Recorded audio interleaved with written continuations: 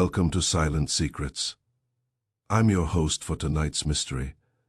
Today's tale begins with a quiet moment, a simple knock, a forgotten letter, and a truth that was never meant to be discovered. Chapter 1. A winter tale begins. The cafe on Market Square was warm in the particular way that only old cafes achieve, warm not merely with heat, but with memory. The windows were clouded by steam. The wooden floorboards bore the soft hollows of decades of footsteps, and the air carried a scent of cinnamon, roasted coffee beans, and something faintly buttery that lingered long after the pastries were gone. Outside, winter pressed its pale face against the glass, dusting the cobblestones with frost and quiet. It was there, seated at a small round table near the window, that I first mentioned the Silver Sleigh. I did not intend to speak of it. The conversation had been meandering pleasantly enough, as conversations do when the cold is sharp and the coffee is strong. Yet certain words, once spoken, have a way of altering the atmosphere of a room. The moment I said, "the Silver Sleigh," the warmth seemed to recede, as though a door had opened somewhere unseen.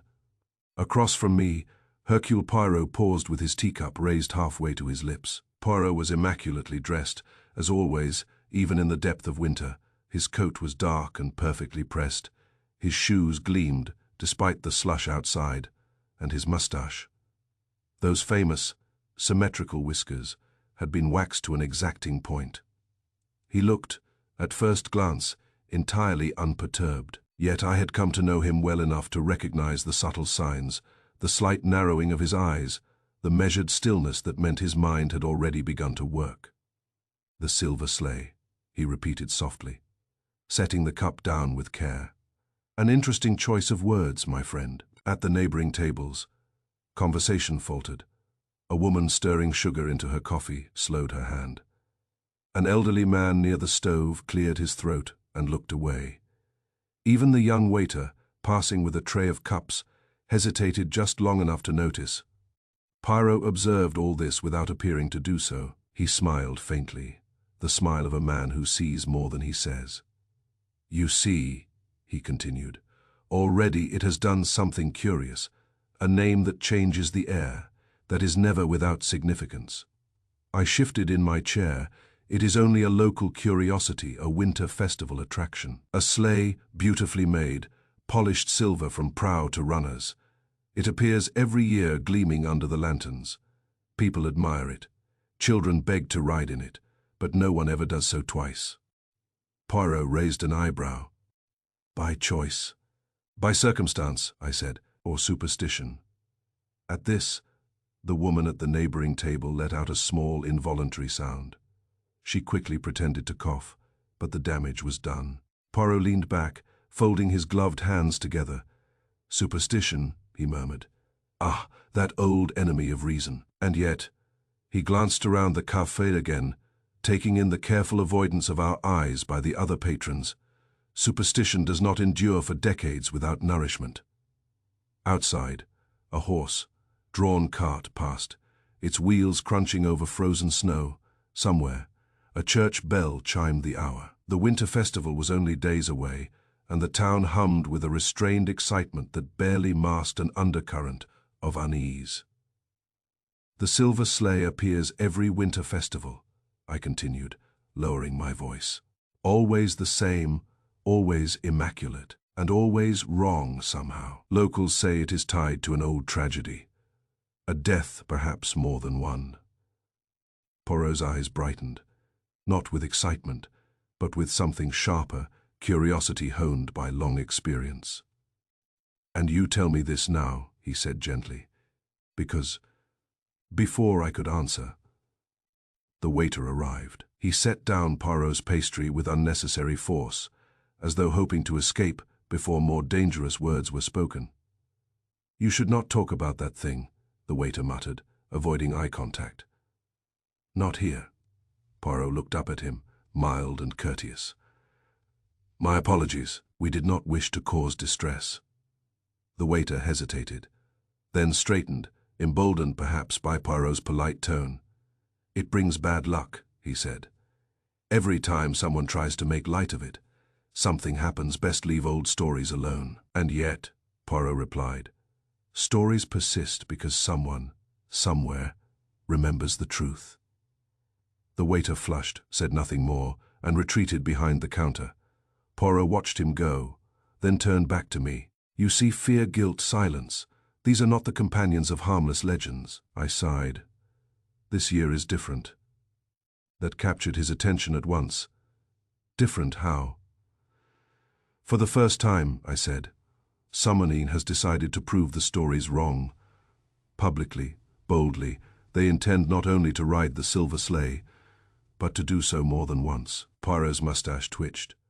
Ah, he said softly, there we have it, a challenge. The cafe door opened, letting in a rush of cold air and a tall man wrapped in a fur-collared coat.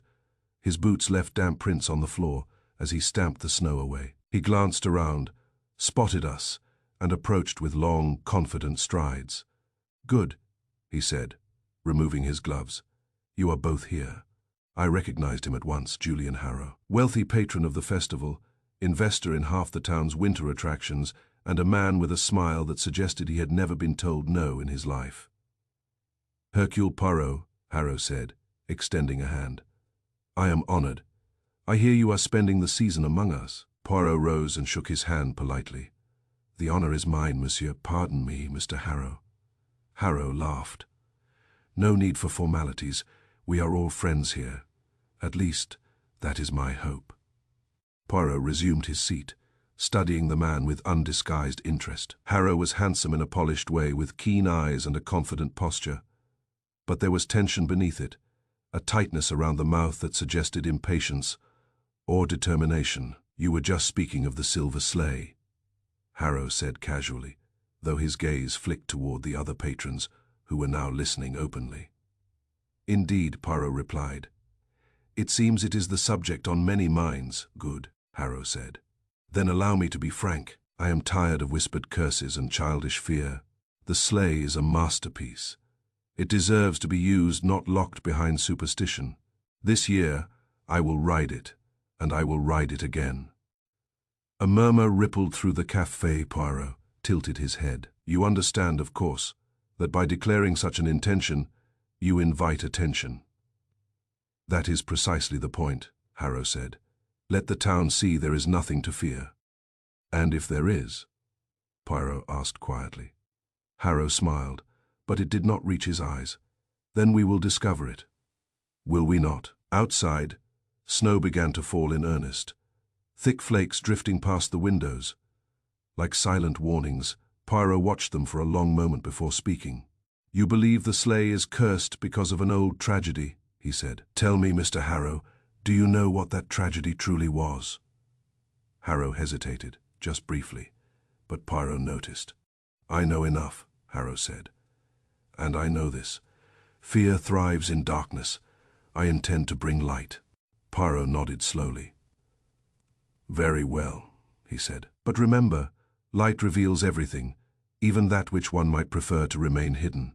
The bell above the café door chimed again as another customer entered.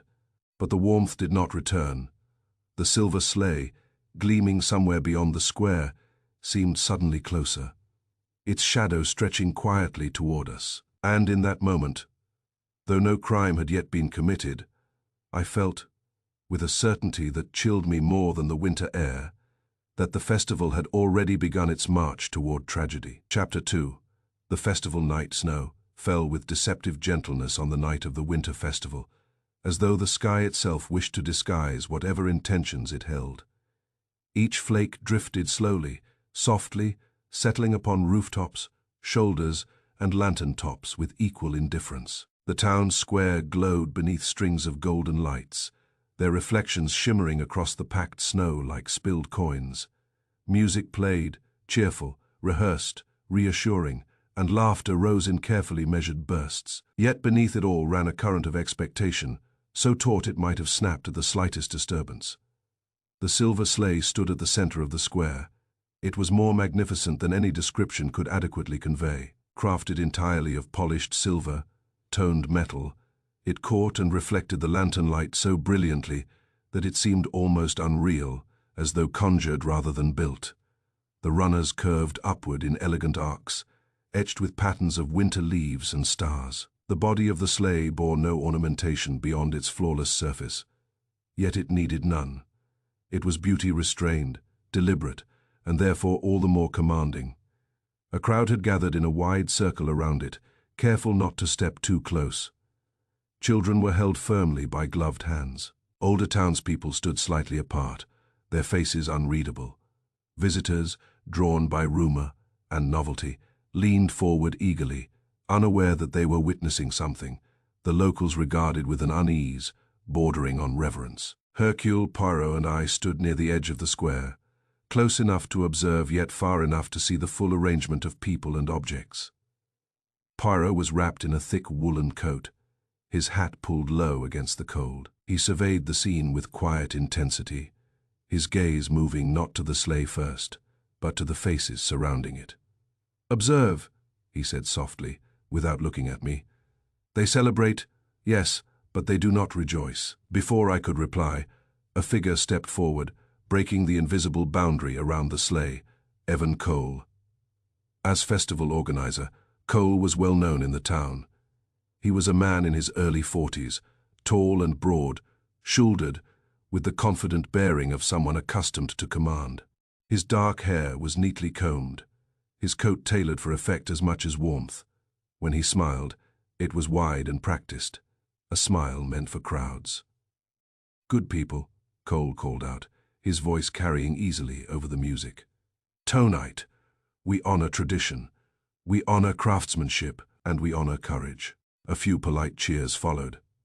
Others remained silent. "For years," he continued, "this sleigh has been admired but avoided. Whispers have kept it untouched.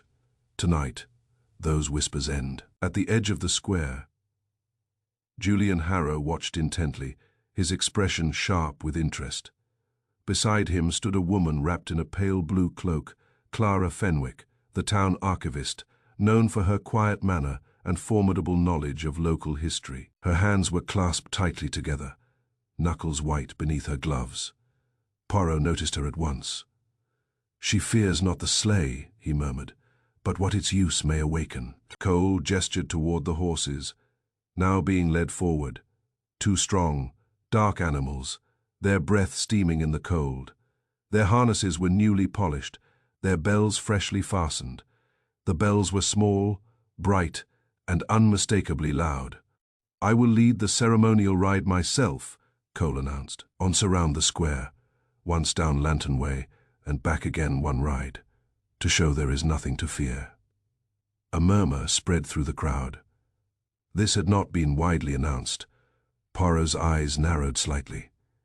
"A deviation from the plan," he said. "Always interesting." Cole mounted the sleigh with practiced ease, settling into the seat as though it were made for him.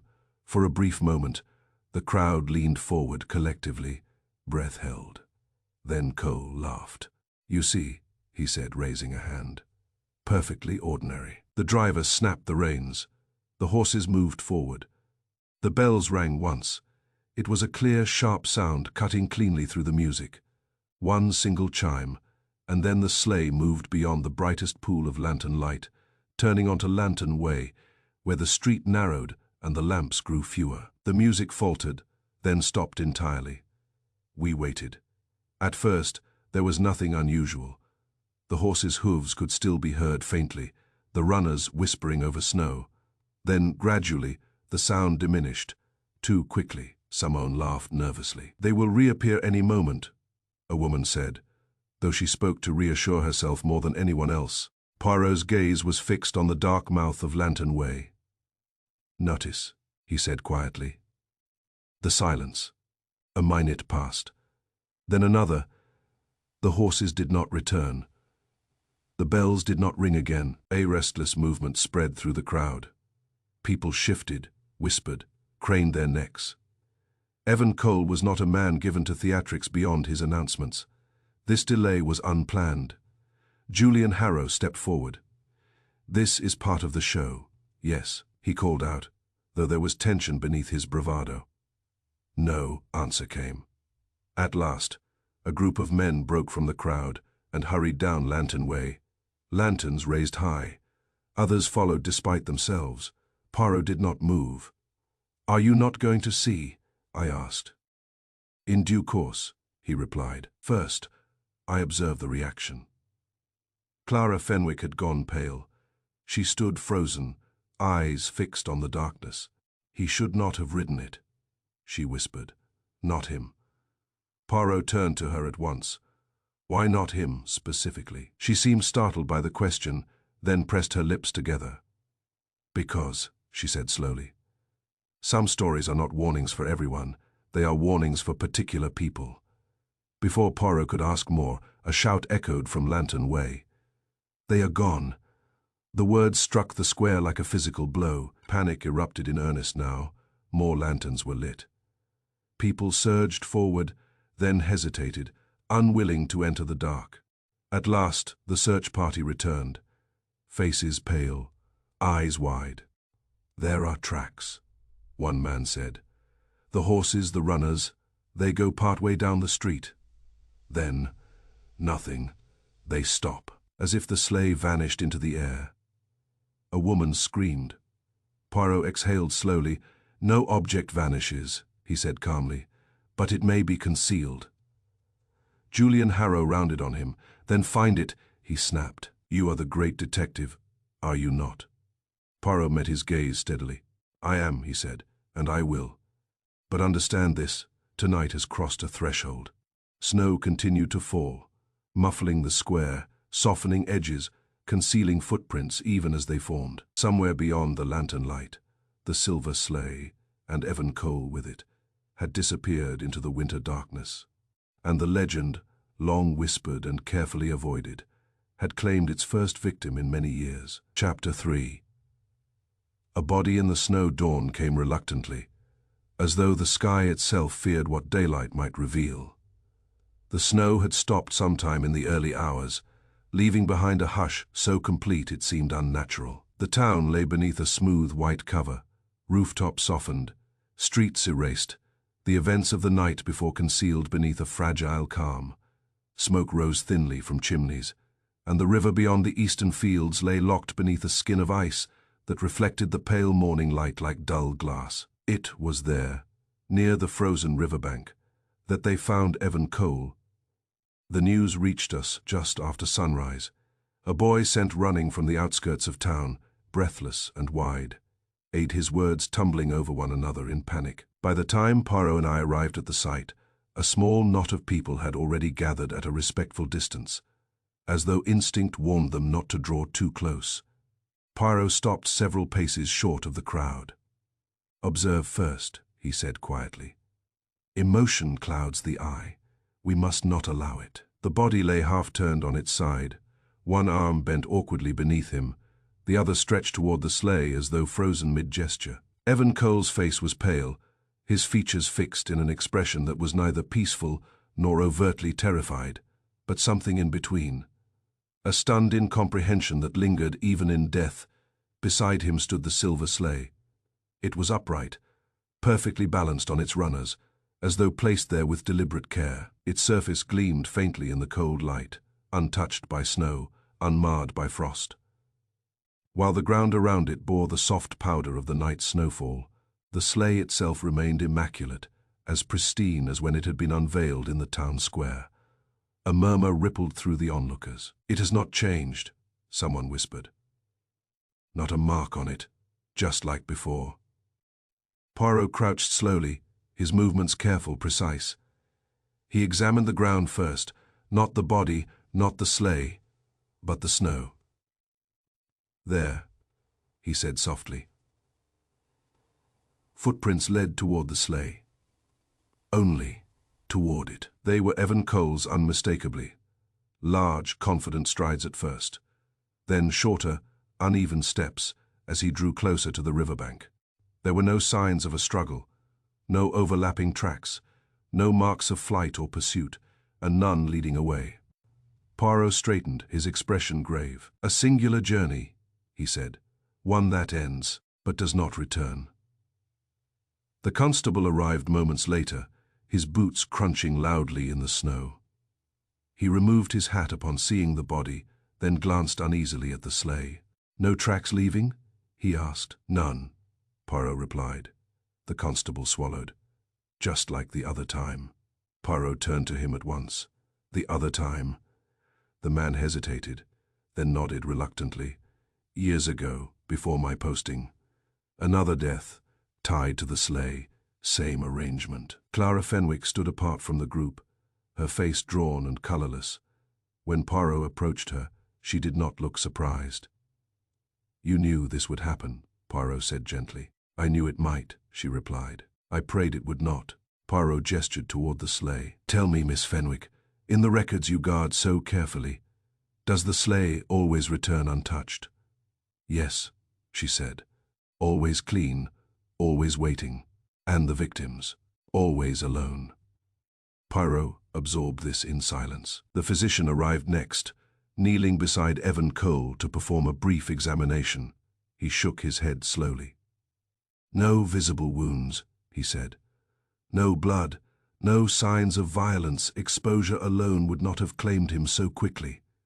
Poirot's eyes sharpened. "Then what do you suggest?" The physician hesitated.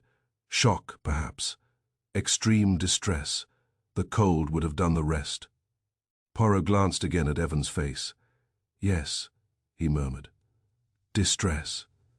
But of what nature?" Julian Harrow arrived shortly thereafter, his usual confidence stripped away.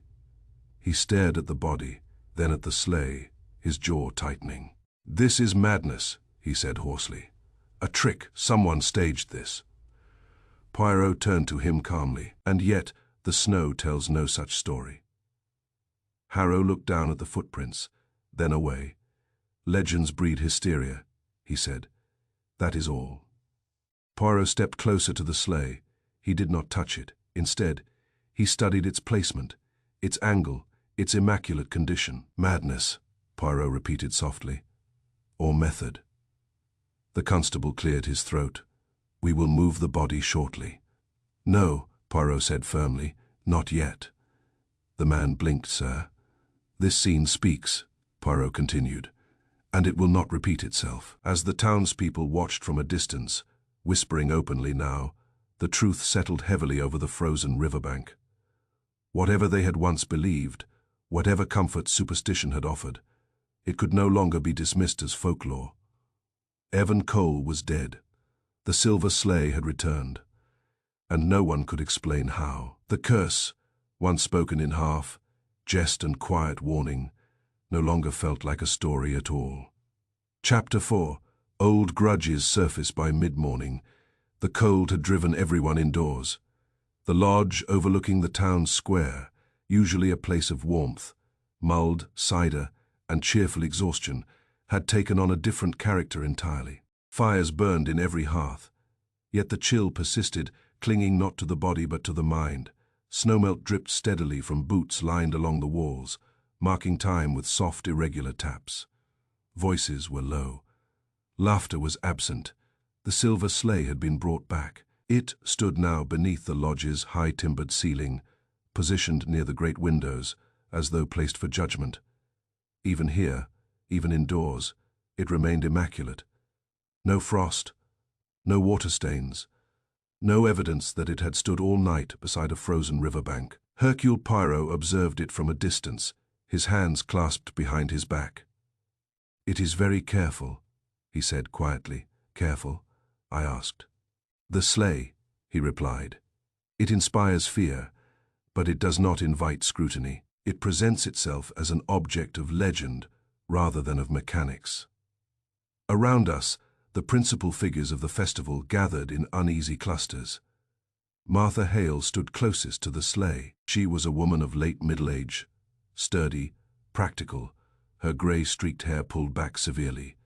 For years, longer than anyone could remember, she had been the sleigh's caretaker. She cleaned it, stored it, inspected it before every festival. No one questioned her authority over it. She knew every curve of its runners, every joint, every fastening. Yet now she stood with her arms folded tightly, her jaw set in grim defiance. Poirot approached her first. "You have not spoken since you arrived," he said gently. "I have nothing to say," Martha replied. Ah, Poirot said. That is rarely true. She glanced at him sharply. You think I wanted this? I think, Poirot replied, that you avoided Evan Cole for many years. Her mouth tightened, for good reason. Would you share it with me? She hesitated, then sighed heavily. Evan was not always festival organizer, she said. Once, he was just another dreamer with grand plans. I helped him. I helped everyone. I believed in the festival when it was little more than an idea. And then he decided it belonged to him, she said bitterly. He took control, took credit, took funding, pushed people aside. Did you confront him? Yes, she said shortly. Years ago. We did not speak after that. Poirot nodded. Yet you continued to care for the sleigh. Martha's eyes flicked toward it. The sleigh was never his, she said. It belonged to the town. Across the room, a man stood apart from the others, his posture tense, his hands restless. Jonah Reed. He was younger than Evan Cole had been, lean, with sharp features and eyes that missed nothing. His clothes were respectable but worn. As though once finer, when Poirot approached him, Jonah did not pretend surprise. You want to know why I hated him, Jonah said flatly. I want to know the truth, Poirot replied. Jonah laughed without humor. The truth is simple. Evan and I built the festival together. We were partners, equals, where, Poirot noted. He found investors, Jonah continued. Or rather, he convinced them I was unnecessary. By the time I realized what was happening, my name was gone from every document. I lost everything. Poirot studied him. And last night? Jonah's jaw clenched. Last night, I stayed far away from that cursed thing. Did you wish him harm? Jonah met Poirot's gaze squarely. I wished him exposed, he said. There is a difference. Near the window stood Clara Fenwick. She had removed her cloak, but kept her gloves on. Her hands clenched so tightly the leather creaked faintly. Her eyes never left the sleigh. Not once. Poirot watched her for several moments before approaching. You are Evan Cole's sister, he said. She nodded without looking at him. And the town archivist, Poirot continued, a guardian of memory. Her lips trembled. Some memories resist guarding. Poirot lowered his voice. You look at the sleigh as though it accuses you. At that, she finally turned to him. Because it does, she said quietly. Poirot did not interrupt. Years ago, Clara continued, there was another man, another winter, another ride. My brother was there that night too. Poirot's eyes sharpened. And what happened? The man died, she said. Just like Evan, and the sleigh returned, untouched. Was it an accident? Clara hesitated too long. It was ruled so. Poirot nodded slowly. Ruled, he repeated, but not believed.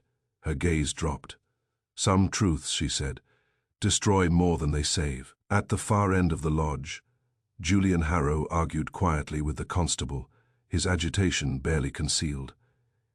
He gestured toward the sleigh, then toward the doors, as though eager to see it removed. Poirot took in the scene as a whole, the simmering resentment, the unspoken accusations, the way each person seemed bound to the sleigh by something older than last night's tragedy.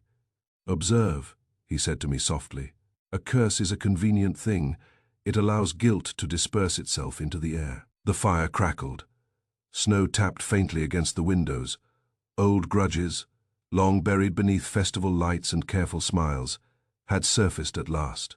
And the silver sleigh stood silently among them, reflecting every face, innocent or otherwise, back upon itself. Chapter 5. The hidden mechanism. The lodge smelled now of smoke and hot cider, of damp wool drying too slowly, of unease disguised as comfort. People clustered near the hearth, speaking in low tones, glancing often toward the silver sleigh, as though it might move of its own accord. Outside, the daylight strengthened, and with it came a steadier, more practical fear, the kind that demands explanations. I stood near a long wooden table, cradling a mug between my hands. The heat seeped slowly into my fingers, but my thoughts were elsewhere. circling something just beyond reach. It was often this way, I had learned, when Hercule Poirot was nearby. He unsettled not only mysteries, but the minds around him, stirring memories that preferred to remain dormant. Poirot stood several steps away, watching not the sleigh, but Martha Hale. She had taken up a position beside the far wall, as though placing as much distance as possible between herself and everyone else. Her eyes were fixed ahead, her expression carved from stubborn restraint. She looked like a woman who had spent years bracing herself against something unseen, and had finally felt it strike. As I stared into my mug, a thought surfaced, uninvited and sharp the seat. I remembered it suddenly, vividly, the smooth curve of the sleigh's interior, the way the seat seemed deeper than necessary, the faint metallic resistance when I had once pressed my hand beneath it years ago, during a festival long before Poirot ever came to town. I inhaled sharply. Poirot noticed at once. "Ah," he said softly, approaching me. "You remember something?" "I do," I replied, "something I had not thought of in years." He inclined his head, inviting me to continue. "There is a mechanism," I said slowly, the words arranging themselves as memory sharpened, hidden beneath the seat, "a lever." Poirot's eyes narrowed. "A lever?" "Yes. It was explained to me once long ago, when I asked how the sleigh was secured during transport. The lever could lock the rider in place. It was meant as a safety feature, I was told, so the occupant would not be thrown if the sleigh tipped. Or, Poirot said quietly, as a means of confinement. I nodded. Once engaged, it could not be released from inside, only from beneath. Poirot was silent for a long moment. Then he smiled, not with pleasure, but with recognition. "Hidden mechanisms," he said. "They are like secrets, known only to those who build, repair, and restore." His gaze drifted, inevitably, to Martha Hale. We approached her together. She stiffened the moment she saw us coming. "You have something to ask," she said. Poirot clasped his hands gently. "Indeed, about the sleigh." Her jaw tightened. "I told you already, I take care of it, that is all." "You rebuild it," Poirot corrected. "Every winter." Her eyes flickered. "Maintenance," she said. "Wood warps. Metal loosens, and mechanisms wear down," Poirot added. "Levers locks." For the first time Martha looked directly at him. "What are you implying?" "That you know the sleigh better than anyone alive," Poirot said evenly. She did not deny it. I spoke before Poirot could continue. "Martha, your son." The word landed heavily. Martha's shoulders sagged just slightly. "What of him?" "He died," I said gently, "years ago, in winter." Her lips pressed together until they whitened. "He died because of that sleigh," she said, "because Evan Cole wanted spectacle instead of safety." The room seemed to grow quieter, as though the fire itself leaned in to listen. "My boy rode it," she continued, her voice rough. "Not during the festival. After Evan wanted to test new routes, longer ones, faster ones. I warned him." Poirot said nothing. "They told me it was an accident," Martha went on. "They told me the cold took him when the sleigh tipped, but I knew better. I saw the bruises on his wrists. I saw how the seat held him when it should have released." Poirot's eyes were intent now. "And what did you do?" "I stayed," she said. "I rebuilt it, every year. I made sure it would never fail the same way again." Or, Poirot said softly, "that it would fail very precisely." Martha's breath caught. "You think I did this?" "I think," Poirot replied, "that only someone with your knowledge could have locked Evan Cole into that sleigh." She laughed. A short, broken sound. "You think I killed him?" "I think," Poirot said, "that grief and justice are often mistaken for one another." She looked away. "Evan deserved to feel trapped," she whispered. "Just for a moment, to know what it was like." Poirot's tone remained calm. And yet the sleigh returned, upright, clean, as though staged. Martha's eyes flicked back to him. "What are you saying?" "That the mechanism alone is not the answer," Poirot said. "It is the means, but not the hand." Footsteps approached. Clara Fenwick stood a short distance away, having listened without interruption. Her face was pale, her eyes dark. "You never told me," she said to Martha, "about the lever." Martha looked at her. "You never asked." Poirot watched the exchange closely. "Miss Fenwick," he said, "you knew there was more to the first death." Clara nodded slowly. "Yes, and you said nothing." "I protected my brother," she said, "and in doing so I condemned someone else." The fire crackled loudly, sending sparks upward. Poirot turned back to the sleigh. "The curse," he said, "is not in the silver. It is in the silence that followed that first winter." As realization settled over the room, the silver sleigh seemed suddenly less mythical, more mechanical, a thing of craftsmanship and intention. And for the first time since dawn, the mystery began to take a shape that was not supernatural at all, but far more troubling. Chapter 6. The night of the accident. The past, once disturbed, does not rise gently. It comes back in fragments, cold, sharp, and unwilling to be softened by time. That afternoon, as the lodge slowly emptied and the townspeople retreated to their homes, Hercule Poirot requested that only a few remain: Martha Hale, Clara Fenwick, Julian Harrow, Jonah Reed, and the constable. The silver sleigh stood between them like a silent witness, its polished surface reflecting firelight and strained faces alike. Poirot seated himself deliberately, folding his hands. "To understand last night," he said calmly, "we must return to another winter, another festival night. The first death." Martha did not look up. Her gaze rested somewhere far beyond the lodge walls. "It was snowing then too," she said quietly. "Not gently, hard flakes, sharp as needles." Years earlier, the festival had been smaller, more intimate, fewer lanterns, fewer visitors. The silver sleigh had been newer then, its mechanisms untested, its promise still untainted by fear. Her son, Thomas, had been young, strong, proud. "He begged me to let him ride," Martha continued. "He had helped polish it, helped check the runners. Evan said it would be safe, said the sleigh needed a trial run to impress the sponsors." Poirot listened without interruption.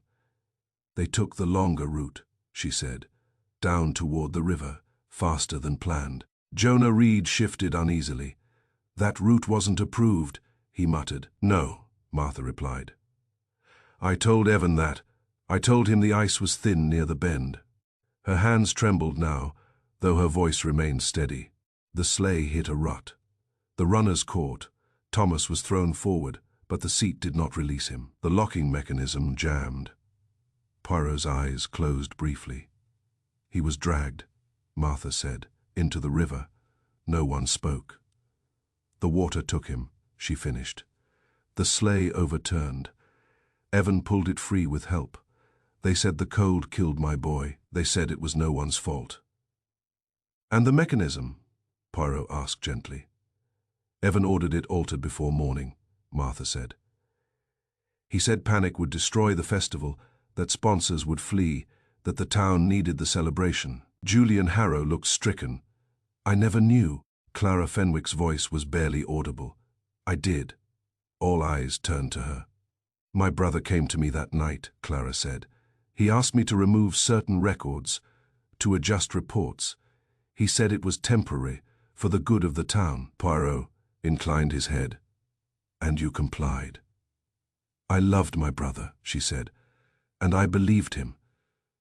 "But the truth remained buried," Poirot said, "and grief was left to rot in silence." Martha's gaze finally lifted. "The town moved on," she said. "The festival grew, Evan prospered. The sleigh became a symbol." "And you," Poirot said softly, "stayed behind to tend the symbol of your loss." "I rebuilt it every year," Martha said. "Not to preserve it, but to understand it, to remember every flaw, every failure." Jonah Reed exhaled sharply. "And Evan? He avoided me," Martha replied. "Until this year." Poirot's eyes sharpened. until he chose to ride it again. Yes, Martha said. He laughed about it, said legends were good for publicity. Silence settled heavily over the lodge. The town called it an accident, Poirot said. But accidents do not require silence. Guilt does. Martha's voice dropped to a whisper. I never moved on. Poirot rose slowly. No, he said. You preserved the past carefully, like the sleigh itself, polished, controlled, waiting. The fire crackled, sending long shadows across the room. What had once been a tragedy buried by time now stood exposed. Not as a curse, but as a choice made years ago, and choices, Poirot knew, have a way of demanding their reckoning. Chapter 7. A confession in silence. The lodge was quiet now, the tension thick enough to taste. Outside, the snow had returned in small, deliberate flakes, settling silently on the rooftops and trees. Inside, the fire crackled softly, a reminder that warmth could coexist with dread. Hercule Poirot had gathered everyone near the hearth: Martha Hale, Clara Fenwick, Julian Harrow, Jonah Reed, and the constable. The silver sleigh gleamed nearby, a silent sentinel. It seemed almost to observe us, reflecting our anxious faces with uncanny clarity. Poirot turned slowly to Martha. His eyes, sharp and unwavering, met hers. Madame Hale, he said gently, the time has come for truth. No longer can grief hide behind silence and silver polish. Martha's hands twisted in her lap. She looked down, her gaze fixed on the fire. For a long moment, she said nothing. Then, softly, almost inaudibly, she spoke. I did it, she said. A sharp intake of breath echoed through the room. Even Poirot, who rarely exhibited surprise, inclined his head slightly. You, Julian Harrow stammered. Yes, Martha said. Her voice was steady now, though tinged with the weight of years. I rebuilt the sleigh every year. I knew every joint, every lever. When Evan Cole declared he would ride it, I could not allow him to laugh at it, at the tragedy at Thomas. Poirot nodded slowly. And last night, I engaged the lever beneath the seat, Martha confessed. I guided the sleigh as carefully as I could toward the riverbank. I did not intend to kill him. I only wished him to feel the fear, the helplessness my son experienced. A cold silence filled the room. He panicked, Martha continued, her eyes wet but firm. He slipped on the ice, struck his head. It was unplanned. I did not foresee that part. Clara Fenwick, pale and quiet, stepped forward. You mean it was not a curse? Poirot's mustache twitched in a faint smile. Ah, no, mademoiselle. A curse requires no hands, no grief, no memory. This is far more human, far more dangerous. It is grief given patience and opportunity, masquerading as legend. Jonah Reed's voice was low, shaking with contained emotion. She planned it. Martha did not plan a death, Poirot said calmly. She orchestrated a lesson, a mirror of her own loss, and the mirror reflected more than she intended. Martha lowered her gaze. I wanted him to remember, to understand. I wanted him to fear the consequences of carelessness. I did not mean for him to die. Poirot approached the silver sleigh slowly, his fingers brushing the polished surface as he spoke. And yet, the sleigh returned, upright, clean, untarnished, a perfect illusion, which is why the legend persisted. The sleigh itself was never cursed. It was the grief behind it that became so. Harrow looked at her with disbelief. You expect forgiveness. I expect understanding, Martha said, and for the town to finally remember Thomas rather than celebrate a sleigh that took him from me. Poirot stepped back, surveying everyone in the room. Ladies and gentlemen, he said, his voice even deliberate, measured. The mystery of the silver sleigh is now clear. There is no magic, no supernatural force. The sleigh never chooses its riders. The river never acts on whim. All that occurred is the product of human hands, human memory, and human grief. Clara Fenwick's shoulders slumped. And yet, she said softly, it feels like the curse is real. Poirot's eyes met hers. Because grief can be patient, Grief can be quiet. It can wait decades, polishing silver, observing celebrations, until the moment arrives. And when it strikes, it seems supernatural. But it is not. It is very human indeed. Martha remained seated, silent now, the weight of decades pressing down on her. Outside, the snow fell, and the town, unaware, continued its preparations for the festival, oblivious to the tragedy that had been repeated, the grief that had orchestrated it, and the human hand behind the legend. Poirot turned to me quietly, almost in a whisper. You see, Hastings, the true horror of many legends is not in the story told, but in the memory it conceals.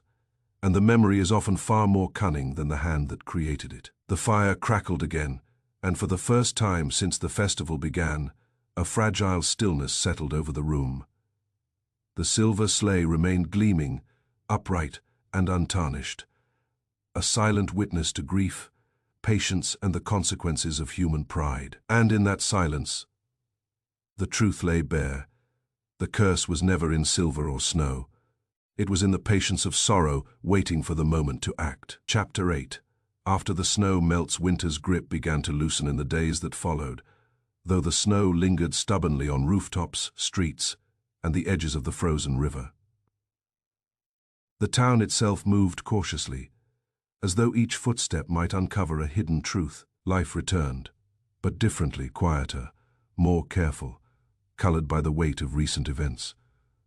The silver sleigh no longer gleamed in the square. It had been dismantled, carefully, methodically, by the few people who knew its inner workings. Each runner, panel, and lever was stored away in the deepest recesses of the town hall, labeled and catalogued, sealed against curiosity or misuse. It was, as Poirot had said, no longer a legend in motion, but a memory encased in wood and metal, waiting silently. Martha Hale left quietly, as if the snow itself had offered her an escape. There were no farewells, no announcements. A few observant townspeople glimpsed her train winding along the road out of town. Her coat pulled tightly, her head lowered. She carried with her years of grief, years of meticulous care, and a secret she had at last confessed. I remained in the cafe that morning, watching the light shift across the frost-coated windows. The familiar smells, cinnamon, roasted coffee, and the faint tang of baking bread, welcomed me, offering a fragile comfort against the winter chill. I cradled my mug in my hands and listened. The cafe hummed with quiet conversation. Patrons spoke of ordinary things: plans for the coming spring, the price of firewood, children learning to skate on the river.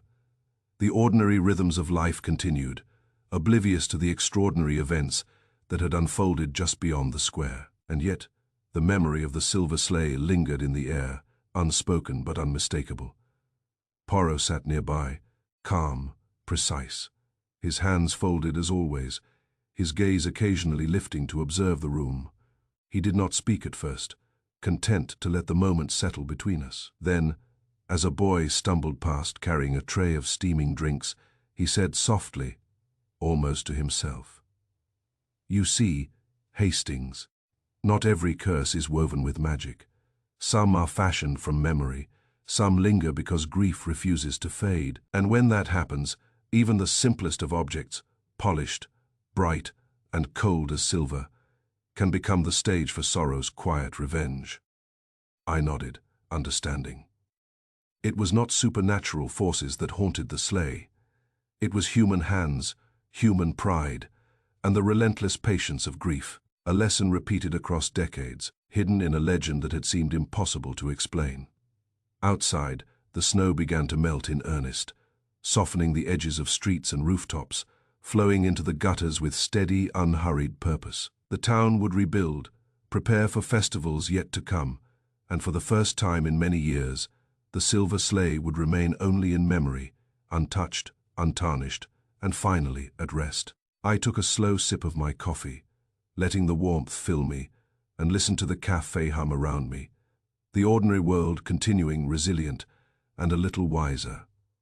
Some curses, I realized, are not magic at all.